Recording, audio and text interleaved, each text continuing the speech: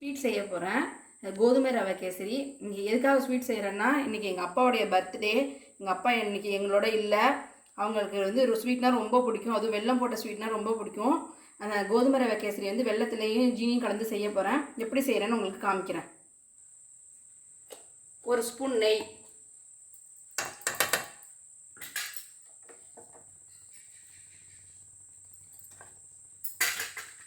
நெய் உருகிடுச்சு. இப்போ முந்திரியை முதல்ல வறுத்துப்போம்.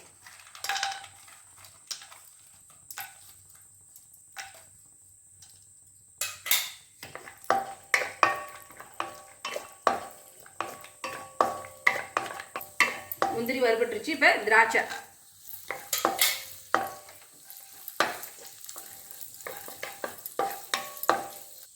இப்போ வறுபட்டுருச்சு. அது இன்னொரு இடத்துல எடுத்து வச்சுப்போம்.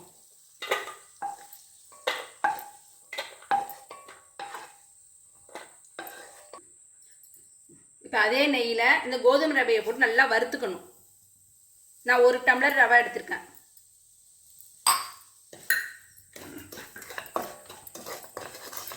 நல்லா பொரியிற அளவுக்கு வறுக்கணும். அப்போதான் நல்லா சீக்கிரமாக வேகும்.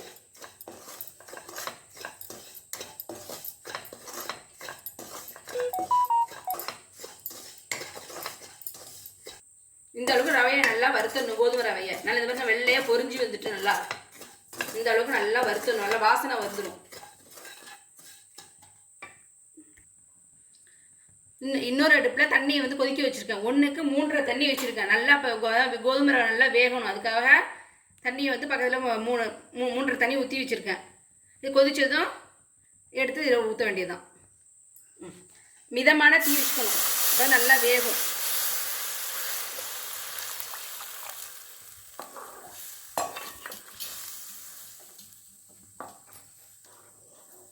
இந்த அளவுக்கு நல்லா வெந்துடணும்.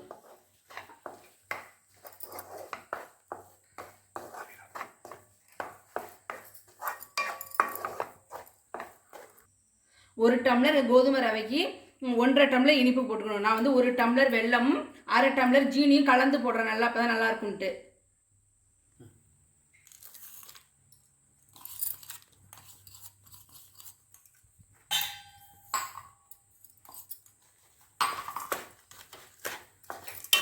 திரும்பவும் இதில் தண்ணி விட்டு நல்லா அதில் வெந்துடணும். நல்லா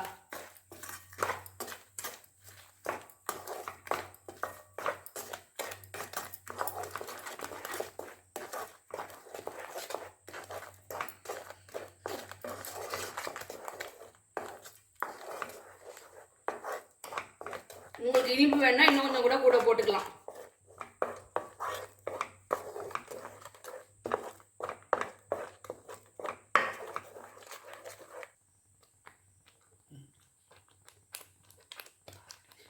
ஒரு ஸ்பூன் நெய்,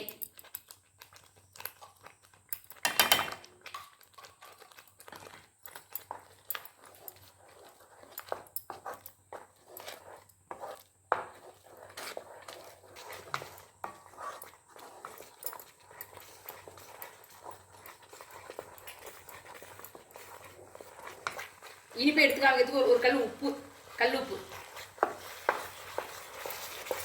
நல்லா இப்போ கெட்டியாக திரண்டு வருது பாருங்க.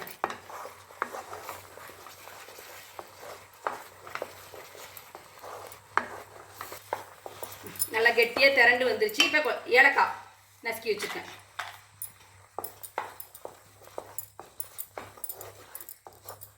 வறுத்து வச்ச முந்திரி திராட்சை,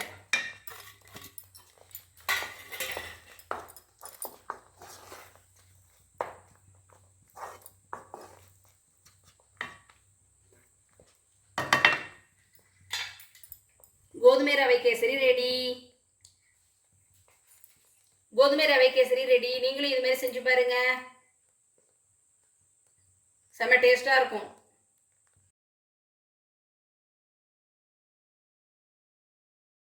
போண்டா செய்ய போகிறோம். வெள்ளை உளுந்தை வந்து நல்லா 2 மணி நேரம் ஊற வச்சு நல்லா இந்த மாதிரி கெட்டியாக பந்து போல் அரைச்சிக்கணும். அதை நல்லா இப்படி அந்த பபுள்ஸ் போகிற வரைக்கும் நல்லா இப்படி அடிச்சு விடணும். அப்போ தான் நல்லா புஸ் புஸ்ன்னு இருக்கும்.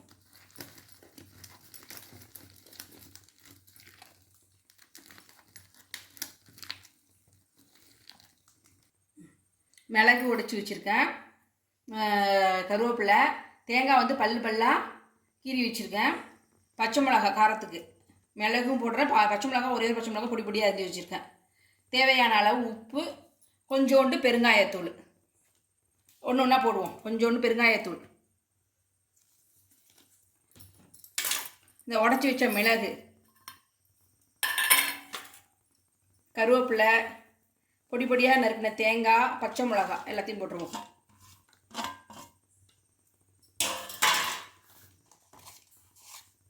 தேவையான அளவு உப்பு. இப்போ எல்லாத்தையும் ஒன்றா மிக்ஸ் பண்ணிவிடுவோம்.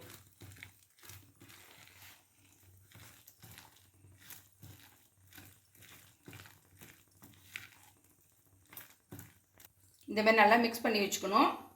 ஒரு கிண்ணத்தில் தண்ணி வச்சுக்கிட்டு இந்த தண்ணியை தொட்டுக்கிட்டு இப்படி உருண்டையாக உருட்டி எண்ணெயில் போட வேண்டியதுதான்.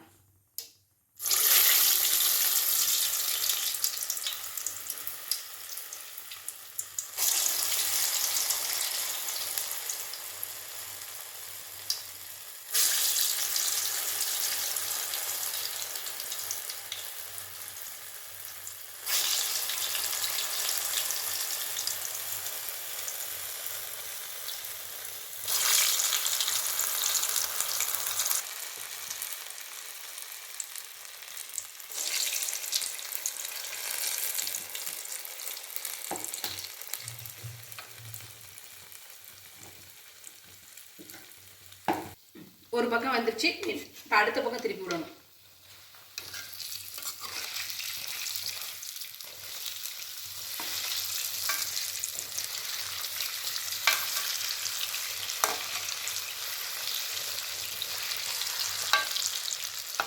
நல்லா திருப்பி நல்லா கோல்டன் ப்ரௌனாக இருக்கணும்.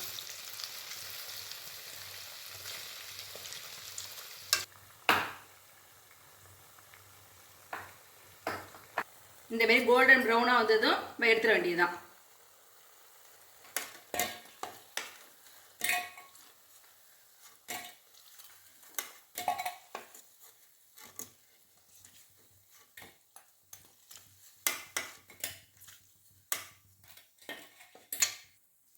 உளுந்து போண்டா ரெடி.